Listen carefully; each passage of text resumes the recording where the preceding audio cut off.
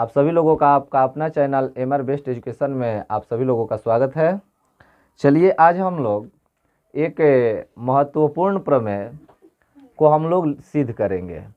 इसके पहले हम थेल्स प्रमेय और थेल्स प्रमेय के विलोम, पाइथागोरस प्रमेय और पाइथागोरस प्रमेय का विलोम और प्रमेय 6.6 ये 5-6 प्रमेय हम ऑलरेडी सिद्ध कर चुके हैं। उसके अलावा आज हम लोग देखेंगे जो बचा हुआ हमारा प्रमेय है, यानी प्रमेय 6.3, प्रमेय 6.4 और प्रमेय 6.5। इन तीनों प्रमेयों में सबसे पहले आज हम सिद्ध करेंगे प्रमेय 6.3।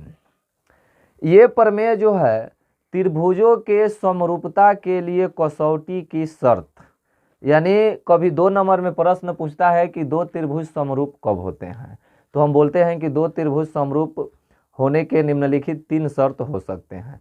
पहला शर्त है कि दो त्रिभुज समरूप तब होते हैं जब उनके संगत कोण बराबर होते हैं तब। तो दो त्रिभुजों के संगत कोण बराबर हो तो वो त्रिभुज समरूप होते हैं। इसी को हम बोलते हैं प्रमेय 6.3। तो आइए हम आज इसको सिद्ध करते हैं। बहुत ही इम्पोर्टेंट प्रमेय है। चलिए, तो क्या कह रहा है प्रमेय 6.3?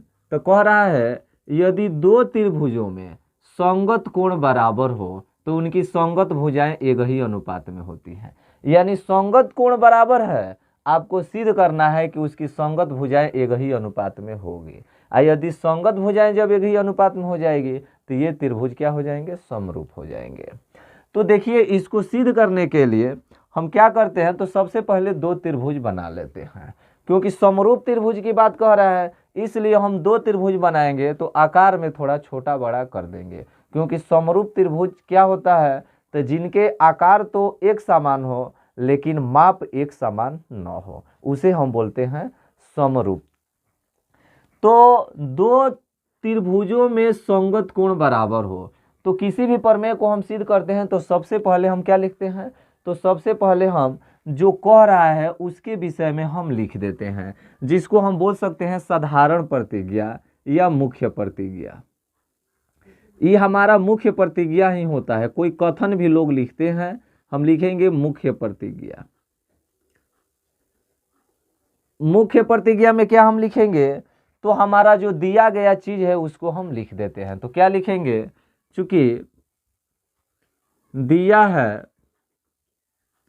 दिया है त्रिभुज, इसको मान लेते हैं ए बी सी, इसको मान लेते हैं डी ई एफ। दिया है त्रिभुज ए बी सी तथा त्रिभुज डी ई एफ में क्या दिया है, तो कह रहा है कि संगत कोण बराबर है। तो संगत कोण का मतलब यानी इसमें का ए कोण ये डी कोण के बराबर है, इसमें का ये बी कोण ये ई कोण के बराबर है, और इसमें का ये सी कोण ये एफ कोण के बराबर है। ये आपको बता रहा है कि ये इसके बराबर है, यह इसके बराबर है और यह इसके बराबर है। यही होता है संगत कोण।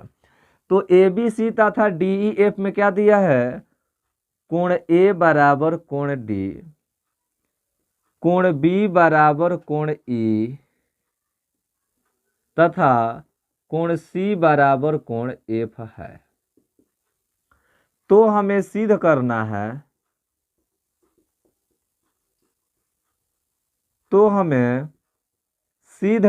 है, क्या सिद्ध करना है, तो उनकी संगत भुजाएं एक ही अनुपात में होती है। संगत भुजाएं एक ही अनुपात में होती है। तो संगत भुजा का मतलब क्या, हमें सिद्ध करना है ए बी बटा में डी ई।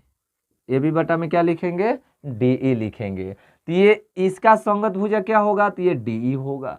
फिर ये बी सी बराबर क्या हो जाएगा, तो इसमें का बी सी लेंगे तो इसकी संगत भुजा आपका ई एफ होगा, ई एफ।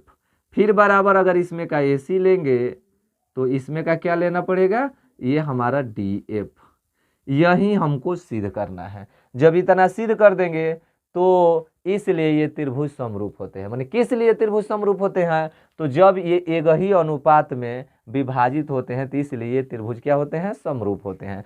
इतना हमको लाना है। इसके बाद ये दोनों त्रिभुज क्या हो जाएंगे, इसलिए त्रिभुज ए बी सी समरूप हो जाएगा त्रिभुज DEF, ये हमको सिद्ध करना है। ठीक है, चलिए, तो एक बात हम पहले थेल्स प्रमेय और थेल्स प्रमेय के विलोम में हम आपको बता चुके हैं कि कोई भी प्रमेय हम सिद्ध करते हैं तो उसमें हमको अपने मन से कुछ रचना करना पड़ता है, बिना रचना का कोई प्रमेय सिद्ध नहीं होता है।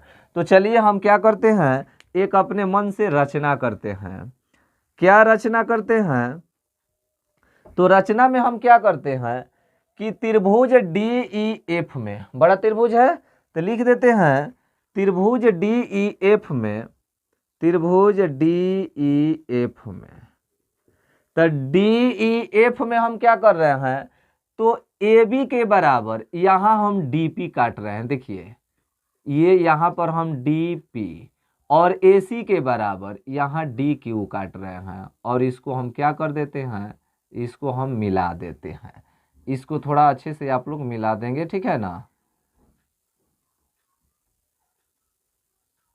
इसको हम मिला दिए, कैसे कहते हैं, तो AB के बराबर ये DP और AC के बराबर ये DQ हम काटे हैं। ठीक है, तो यही चीज लिख देंगे, त्रिभुज DEF में AB बराबर DP तथा AC बराबर DQ काटा, DQ काटा। साथ ही P और Q को मिलाया, P और Q को क्या किया, P और Q को मिलाया। ठीक है, ये आतना काम हम कर देंगे रचना में। रचना में क्या किए हैं, तो ये बड़ा वाला त्रिभुज यानी DEF में हम क्या किए हैं कि जितना AB है उतना DP काट दिया, जितना AC है उतना ही DQ काट दिया, और P और Q को मिला दिया। अब यहाँ आपको दो त्रिभुज स्पष्ट रूप से दिखाई दे रहा होगा इसके जैसा, यहाँ ABC और DPQ। तो अब प्रमाण में हम इन दोनों त्रिभुज को सर्वांगसम दिखाएंगे। सर्वांगसम दिखाकर इन दोनों का एक जैसा नजरिया से देखेंगे, और आगे का कहानी जो होगा देखिए आपके सामने है। तो क्या हम करेंगे, प्रमाण करेंगे। क्या प्रमाण में क्या लिखेंगे, अब हम यहाँ प्रमाण में चलते हैं।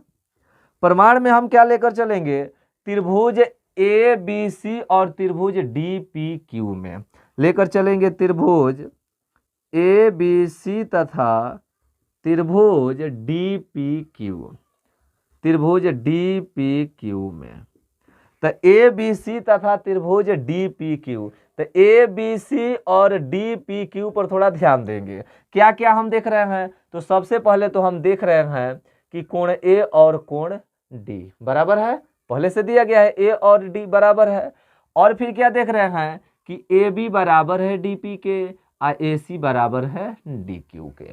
तो इस तरह से ये दोनों त्रिभुज सर्वांगसम हो जाएगा SAS से। तो इसको हम लिखते हैं, तो ABC तथा DEF में क्या देख रहे हैं, AB बटा में DP, ये AB बटा में DP बराबर है AC बटा में DQ के, AC बटा में DQ के,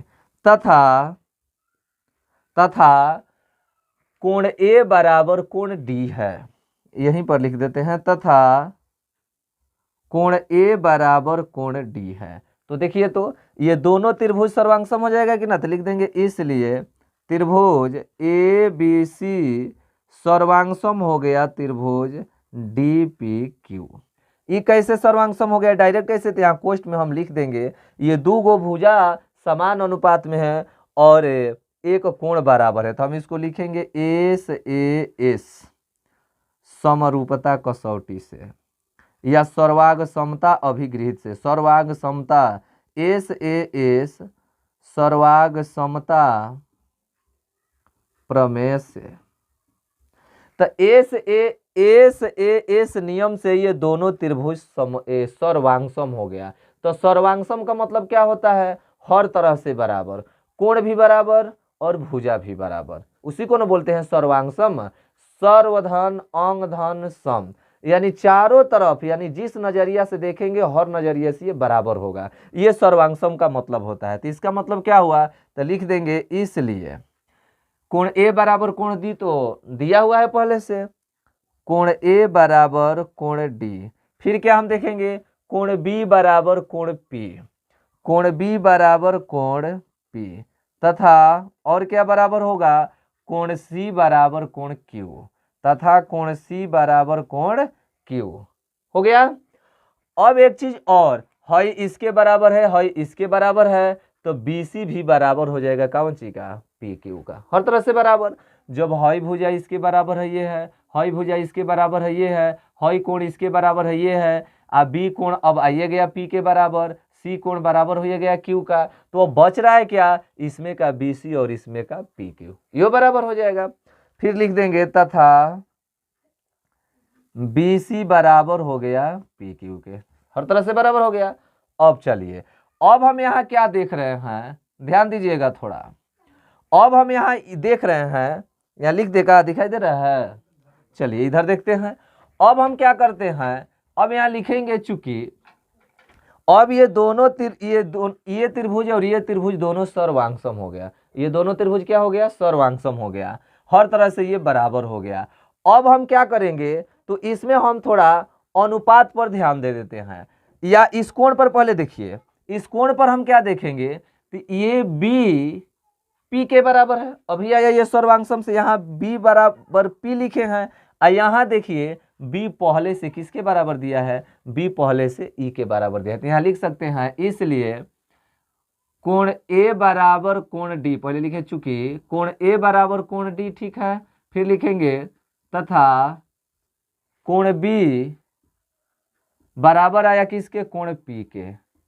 आई देखिए B पहले से दिया है, B किसके बराबर है, तो E के बराबर है, ये B E के भी बराबर है, तो यानी ये E के भी बराबर हो जाएगा। फिर तथा क्या लिख सकते हैं, तथा कोण C ये बराबर हो गया कोण Q के। देखिए यहाँ C पहले से दिया है, C किसके बराबर है, तो ये F के बराबर है, कोण F।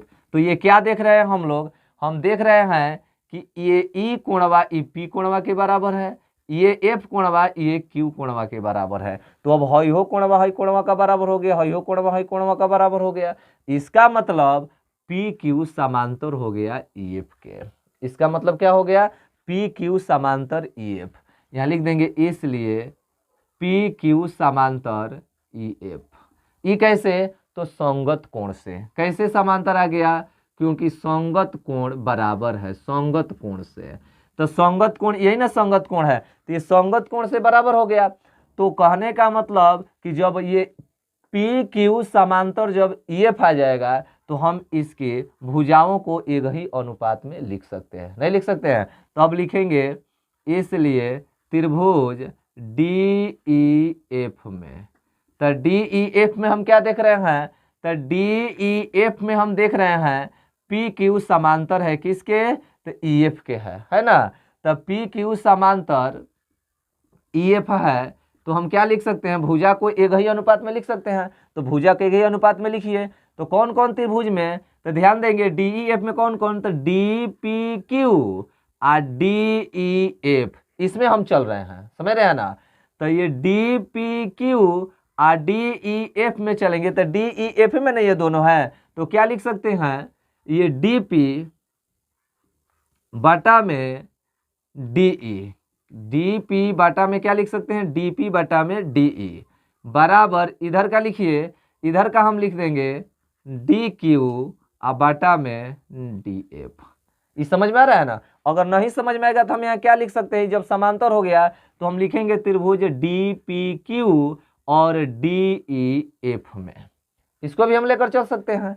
तो ये छोटका त्रिभुज में के क्या है, तो इस त्रिभुज में DP ले लिए हैं, तो बड़का त्रिभुज में क्या है, तो DE है। ये छोटका त्रिभुज में DQ ले लिए हैं, और बड़का त्रिभुज में क्या है, तो DF है। लिख सकते हैं ना। ये कौन सा नियम है, ये आपका थेल्स प्रमेय है। ये कैसे लिख सकते हैं हम लोग, प्रमेय 6.1 से 6.1 से लिख सकते हैं ना। जो भुजा समांतर होता है तो एक ही अनुपात में हम लिख सकते हैं। या अब देखिए, तो अब हम क्या करेंगे, DP बराबर है किसके, AB के। ये DP AB के बराबर है, तो इस DP के जगह पर हम क्या लिख सकते हैं, AB लिख सकते हैं। तो ये DP के जगह पर हम क्या लिख देंगे, डीपी के जगह पर हम लिख देंगे ए बी, तो ए बी बटा में क्या हो गया डी ई, बराबर ये हम देख रहे हैं डी क्यू, डी क्यू किसके बराबर है, तो डी क्यू ए सी के बराबर है, तो डी क्यू के जगह पर हम ए सी लिख देंगे, अब बाटा में लिख देंगे क्या डी एफ। ई रचना से हो गया कि नहीं हो गया। अब बताए तो ए बी बराबर हमारा आ गया कि ना, ए बी बटा में डी ई, तो ए बी बटा में डी ई और ए सी बटा में डी एफ। इसी तरह से ये दो सिद्ध हो गया कि नहीं, ए बी बटा में डी ई बराबर ए सी बटा में डी एफ, ए बी बटा में डी बराबर यहाँ क्या है, तो बी सी बटा में ई एफ। यानी ये और ये हमको आ गया, इसी तरह हम इसको भी सिद्ध कर देंगे, लिख देंगे अतः, लिख देंगे इसलिए, इसी प्रकार, इसलिए इसी प्रकार हम सिद्ध कर सकते हैं, सिद्ध कर सकते हैं क्या, ए बी बटा में डी ई बराबर क्या बी सी बटा में ई एफ बराबर ए सी बटा में डी एफ।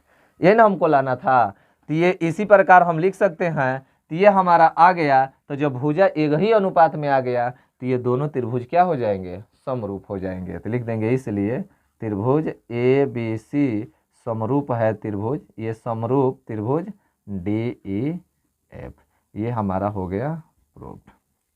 तो ये है आपका प्रमेय 6.3। अब हम अगले दिन देखेंगे प्रमेय 6.4। ठीक है, धन्यवाद।